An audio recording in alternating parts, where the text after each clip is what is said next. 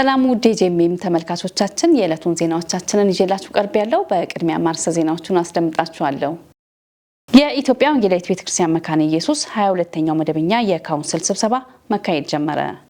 በመሰረተ ክርስቶስ ቤተክርስቲያን ሆሳዕናና ዶዮ ገና ክልሎች ስልጠናና ጉብኝት ተካሄደ። ከውጭ በናይጄሪያ ክርስቲያን ሴቶችና ልጃገረዶች ላይ የጥቃት ስጋት ከፍተኛ ነው ተባለ።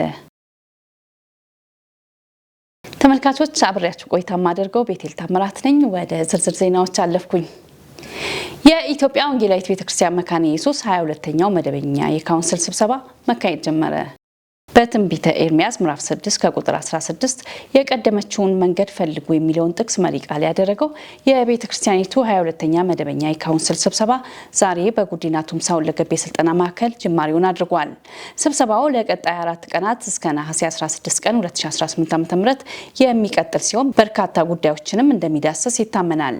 በማለዳው የጸሎት መርሃ ግብር በመሪ ጥቅሱ መሰረት የእግዚአብሔር ቃል ትምህርት፣ በኳየር አገልግሎትም ዝማሬዎች የቀረቡ ሲሆን ከቤተክርስቲያኒቱ ሲኖዶስ በተነሱ የጸሎት ጥያቄዎች ዙሪያ በጋራ ተጸልየዋል።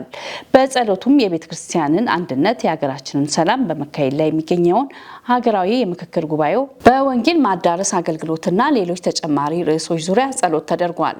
በመደበኛ የስብሰባ ጊዜውም ካውንስሉ ባለፉት 12 ወራት የተከናወኑ ተግባራትንና ያጋጠሙ ተግዳሮቶችን ከሚቀርበው መርሃ ንግግርና ሪፖርቶች አድምጦ የሚመክርና ውሳኔዎችን የሚያስተላልፍ ይሆናል ተብለዋል። መረጃው የኢትዮጵያ ወንጌላዊት ቤተክርስቲያን መካነ ኢየሱስ ነው። በመሰረተ ክርስቶስ ቤተክርስቲያን ሆሳዕናና ዶዮ ገና ክልሎች ስልጠናና ጉብኝት ተካሄደ።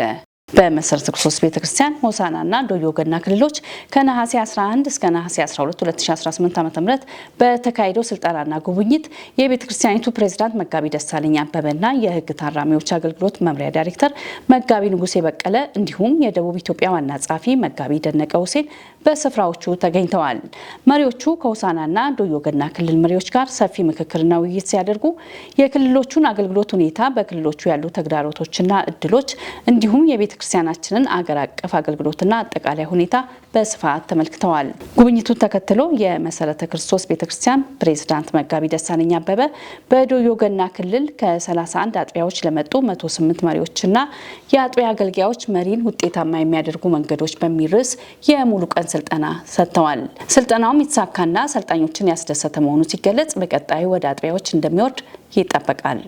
የዶዮ ገና ክልል ባለፉት 5 ዓመታት የቤተክርስቲያናችንን የአጀንዳ 2819 የወንጌል አጀንዳ ስልታዊ እቅድ ተከትሎ 54 ሚስዮናውያንን ወደ ሌሎች ክልሎች በመላክ ያሳየው ትጋት የሚያስመሰግነው እንደሆነና አጠቃላይ የክልሉ እድገትም አስደሳች መሆኑን በጉብኝት ተመላክቷል። በሁለቱ ክልሎች ጉብኝትና ስልጠና ከመሪዎች ጋር ውጤታማ ምክክርና ውይይት ሲካሄድ ለቀጣይ የጋራ አገልግሎት አቅጣጫ ማስቀመጥ ተችሏል። መረጃው የመሰረተ ክርስቶስ ቤተክርስቲያን ነው። ሳትሞት የማይሞት ታሪክ ስራ በሚል ርዕስ በፓስተር መስፍን መሰለ የተዘጋጀው መንፈሳዊ መጽሐፍ በሐዋሳ ጨፌ ገነት ቤተክርስቲያን በይፋ ተመረቀ። ባልደረባችን ሚካኤል ኡጋሞ እንደሚከተለው ተከታትሎታል። ሳትሞት የማይሞት ታሪክ ስራ በሚል ርዕስ በፓስተር መስፍን መሰለ የተጻፈ መንፈሳዊ መጽሐፍ በሐዋሳ ጨፌ ገነት ቤተክርስቲያን በይፋ ተመርቋል። በምረቃ መርሃ ግብር ወቅት ስለ መጽሐፉ አጠቃላይ ሐሳብና ይዘት ያነሱት የመጽሐፉ ደራሲ ባለፉት ጊዜያት 2 መንፈሳዊ መጽሐፍ ማዘጋጀታቸውንና ሳትሞት የማይሞት ታሪክ ስራ የተሰኘው መጽሐፍ 3ኛ መጽሐፋቸው እንደሆነ በመርሃ ግብሩ ወቅት ገልጸዋል። እጅግ በጣም ደስ ብሎኛል። ዛሬ ጥሪ የተደረገላቸው ሰዎች ተገኝተዋል። ተጋባዥ አገልጋዮችም ተገኝተዋል። ፕሮግራሙ ደግሞ በድምቀት የተካሄደ ነው ያለው። እጅግ በጣም ደስ ብሎኛል። ሌላው ደግሞ ይህ አሁን እየተመረቀ ያለው 3ኛ መጽሐፌ ነው። 1ኛ መጽሐፌ መለኮታዊ ጉብኝትና ጥበቃ የተሰኘ በጣም ድንቅ መጽሐፍን ትውልድ አንብበዋል። ብዙ ሰዎች በዚህ መጽሐፍ ተጠቃሚ ሆነዋል። ሲቀጥል ደግሞ 2ኛ መጽሐፌ የእግዚአብሔር መንግስት ምስጢርና የዓለም ፍጻሜ የተሰኘ ከዚህ በፊት በታላቅ ድምቀት ተመርቆ በትውልድ እጅ ገብቷል። ብዙ ሰዎች በማንበብ ተጠቃሚ ሆነዋል። ያ ደግሞ አሁን እየተመረቀ ያለው 3ኛ መጽሐፌ ሳትሞት የማይሞተውን ታሪክ ስራ የተሰኘ ታሪካዊ መጽሐፍ ነው። መጽሐፉን ለማዘጋጀት ያነሳሳውንም ምክንያት ፓስተር መስፍን መሰለ እንደሚከተለው ገልጸዋል። ይህን መጽሐፍ ደግሞ ለመጽሐፍ ምክንያት የሆነኝ ብዙ ሰዎች ለከበረ ዓላማ ተፈጥረው የተፈጠሩበትን ዓላማ ሳይኖሩ ለከበረ ዓላማ ተፈጥሮ ለተራ ነገር ሲኖሩ ብዙ ጊዜ መላ ኢትዮጵያ ተንቀሳቅሰን ላግሎ ስለሚሄድ ስለማቸው እነዛን ሰዎች የተፈጠሩበትን ዓላማ እንዲኖሩ እንዲጻፍ ልብ ውስጥ አነሳሳኝና እኔ መጽሐፍ ችያለሁ። መጽሐፉ ደግሞ 16 ምዕራፍና 144 ገጽ አለው። ይህ መጽሐፍ ደግሞ በጣም ትውልድ ካነበቡ የእግዚአብሔርን መንግስት ለመውረስና መልካም ስራ ለመስራት ያነሳሳል የሚል ሐሳብ አለኝ። የመጽሐፉ ቀዳሚ አንባቢና ገምጋሚ ፓስተር ተፈራ ዶዬ መጽሐፉ በውስጡ ያካተተውን አንኳር ሐሳብና የመጽሐፉን ጭብጥ እንደሚከተለው አብራርተዋል። ሳትሞት የማይሞት ታሪክ ስራ የሚለው መጽሐፍ በጣም የሚገርም በውስጡ ታላቅ የጊዜው መልእክት የታጨቀበት ከመጽሐፍ ቅዱስ ከአዲስ ኪዳን ጀምሮ ብሉይ ኪዳን ጀምሮ እስከ አዲስ ኪዳን መደምደሚያ ታላላቅ ነቢያቶች ያገለገሉትን ትላልቅ የእግዚአብሔር ሰዎች ያገለገሉትን ያንን ጠቃሚ ለትምህርት ቢሆን ለማስተማር ቢሆን ለማገልገል ቢሆን ለአገልጋይም ለምእመንም በተለይም በዚህ ዘመን መንፈሳዊ ነገር እየደከመ ባለበት ሰዓት ዮሐንስ ራእይ ምዕራፍ 3 ቁጥር 2 ላይ ስም አለ ሞተህማል የሚለውን ቃል አጭቆ የያዘ ሳትሞት ሊሞት ያሉ ነገሮችን አጽና ይላል ዮሐንስ በራእዩ መጽሐፍ ላይ። ስለዚህ ይሄ መጽሐፍ ራሱ ትክክለኛ ትንቢታዊና በፍጻሜ ዘመን ቅዱሳን የእግዚአብሔር ቤተሰቦች ሁሉ ሊያውቁት ሊያነቡትና ሊጠነቀቁለት የሚገባ መጽሐፍ እንደሆነ በደንብ ተረድቻለሁ። በምረቃ መርሃ ግብር ላይ የተሳተፉና የጨፌ ገነት ቤተክርስቲያን አገልጋዮች መጽሐፉ በርከት ያለ ፋይዳ ያለው የጊዜው መልእክት በውስጡ ያካተተና የሚያነቃ መልእክት ያለው መሆኑንም ተናግረዋል። ጊዜንና እድልን መጠቀምን ነው የሚያስተምረውና ሁላችንም የተገደበ ጊዜና እድል የሥራ እድል አለን። ያንን እንደ አማኞችና እንደ አገልጋዮች ደግሞ እግዚአብሔር የሰጡን የአገልግሎት ስራ አለ።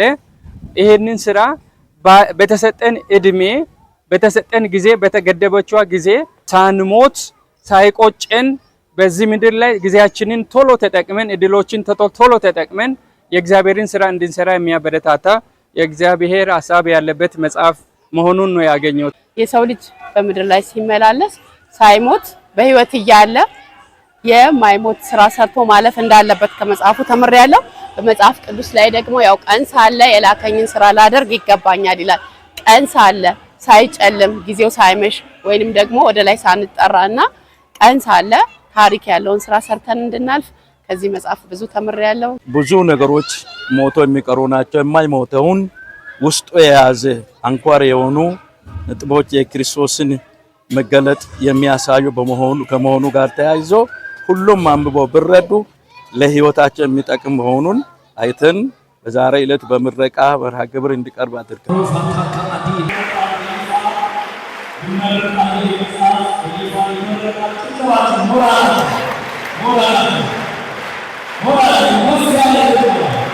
ሀገራዊ ምክክሩ በኢትዮጵያ የጋራ መግባባት ለመፍጠር ጉልህ ሚና የሚጫወት ነው ሲሉ የምክክሩ ተሳታፊዎች የሃይማኖት አባቶች ገለጹ። ዳንኤል አንተነ ዝርዝር አለው። ሀገራዊ ምክክሩ ለኢትዮጵያ የተሻለ ፖሊሲ ለመቅረጽ በግብዓትነት የሚያገለግልና የጋራ መግባባትን ለመፍጠር ጉልህ ሚና የሚጫወት መሆኑን የምክክሩ ተሳታፊ የሃይማኖት አባቶችም ገልጸዋል። ሐምሌ 8 የተጀመረው ሀገራዊ ምክክር ጉባኤ በአዲስ ኮንቬንሽን ማዕከል እንደቀጠለም ነው። የምክክሩ ተሳታፊዎች የሃይማኖት አባቶች ምክክር በሃይማኖት መጽሐፍት የተጻፈ የሰው ልጆች ከራሳቸውና ከሌሎች ጋር የሚታረቁበት ቁልፍ መሳሪያ ስለመሆኑም አስገንዝበዋል። አፈ መምህር አባ ገብረስላሴ ጌትነት ምክክር ያለፉትን ችግሮች በውይይት መፍታትና በቀጣይም ለሀገሪቱ የተሻለ ፖሊሲ ለመቅረጽ በግብዓትነት የሚያገለግል መሆኑንም አብራርተዋል። ሀገሪቱ ችግሮቿን በምክክር ለመፍታትም መወሰኗ ራሱ የችግሩ መፍትሄ መጀመሩን እንደሚያሳይ የገለጹት አፈ መምህር አባ ገብረስላሴ ጌትነት የምክክሩ ሂደት ከእኔ ወጠን ወደ እኛ በጋራ ጉዳዮች ላይ መግባባትን ለመፍጠር ጉልህ ሚናን የሚጫወት ነውም ብለዋል። ሀጂ ኢብራሂም በሪሶ በበኩላቸውም ምክክሩ ለኢትዮጵያ እውነተኛ መተማመንና መግባባትን በማምጣትም ሀገሪቱ ለአፍሪካ ብቻም ሳይሆን ለዓለም የሰላም ምሳሌ እንድትሆን የሚያስችል ስለመሆኑም ገልጸዋል። የምክክሩ ሂደት እያንዳንዱ ዜጋ ሀሳቡን በነጻነት የሚያስረዳበትና ሀሳቦች የሚከበሩበት አሳታፊ ዲሞክራሲ መሆኑን የተናገሩት ደግሞ ፓስተር ጻድቁ አብዶ ናቸው። በናይጄሪያ ክርስቲያን ሴቶችና ልጃገረዶች ላይ የጥቃት ስጋት ከፍተኛ ነው ተባለ። የተባበሩት መንግስታት የሰብአዊ መብት ባለሙያዎች በናይጄሪያ በተለይም በሰሜናዊ ናይጄሪያና በመካከለኛው ክልል እየተባባሰ በመጣው የደህንነት ችግር ላይ ከፍተኛ ስጋት ገልጸዋል። ባለሙያዎቹ በተለይ ክርስቲያን ሴቶችና ልጃገረዶች ለግድያ፣ ለጠለፋ፣ ለወሲባዊ ጥቃትና ለግዴታ ጋብቻ ከፍተኛ ተጋላጭነት እንዳላቸው አስጠንቅቀዋል። ስጋቱ በ5 የተመድ የሰብአዊ መብት ባለሙያዎች ለናይጄሪያ መንግስት በተላከ የጋራ ደብዳቤ የተገለጸ ሲሆን በ2019 እስከ 2025 ዓ.ም በርካታ ጥቃቶች ተፈጽመዋል። በ10 ሺዎች የሚቆጠሩ ሲቪሎች መገደላቸውን ጠቅሷል። በደብዳቤው ቦኮ ሃራም፣ ISWAP እና ሌሎች የታጠቁ ቡድኖች በተለይ በሴቶችና ልጃገረዶች ላይ ከባድ ጥቃቶች እንደሚፈጽሙ ተጠቅሷል። ባለሙያዎች ናይጄሪያ መንግስት ሴቶችና ልጃገረዶችን ከጥቃት ለመጠበቅ ወንጀለኞችን ለፍርድ ለማቅረብና ለተጎጂዎች ድጋፍ ለመስጠት የበለጠ እርምጃ እንዲወስድ ጠይቀዋል። መረጃው የክርስቲያን ቱዴይ ነው። ተመልካቾቻችን ዜናዎቹን ከማብቃቴ በፊት አርዕስተ ዜናዎቹን ላስታውሳችሁ። የኢትዮጵያ ወንጌላዊት ቤተክርስቲያን መካነ ኢየሱስ 22ኛው መደበኛ የካውንስል ስብሰባ መካሄድ ጀመረ። በመሰረተ ክርስቶስ ቤተክርስቲያን ሆሳዕናና ዶዮ ገና ክልሎች ስልጠናና ጉብኝት ተካሄደ። ከውጭ በናይጄሪያ ክርስቲያን ሴቶችና ልጃገረዶች ላይ የጥቃት ስጋት ከፍተኛ ነው ተባለ። ለዕለቱ የያዝናቸው ዜናዎቻችን ይህንን ይመስሉ ነበር። አብራችሁ ቆይታ ያደረኩት ቤቴ ታምራት ነኝ። ሰላም ሁኑ።